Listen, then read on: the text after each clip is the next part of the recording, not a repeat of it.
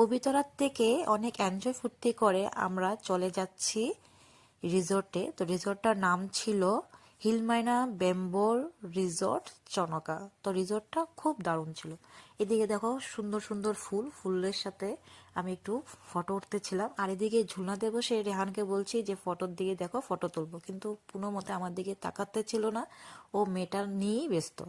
আর এদিকে দেখো রেহান এত দুষ্টামি করছে, মানে কোয়ার মতন না।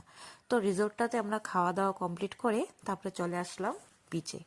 বীজটা এত সুন্দর ছিল, বাপরে দেখার মতন, চতুর্দিকে বালুয়ে ভর্তি, এত ভালো ছিল। আর এদিকে দেখো রেহান এত ফুর্তি করেছে, বালু নিয়ে খেলা করছে। তো এত এনজয় করেছে ও, এনজয় করতে করতে তার পাটা ব্যথা করতেছিল, তার জন্য উঠে পড়লো, তার পাপার কোলেই বসে পড়লো। তারপর চতুর্দিকে দেখো এত সুন্দর ছিল।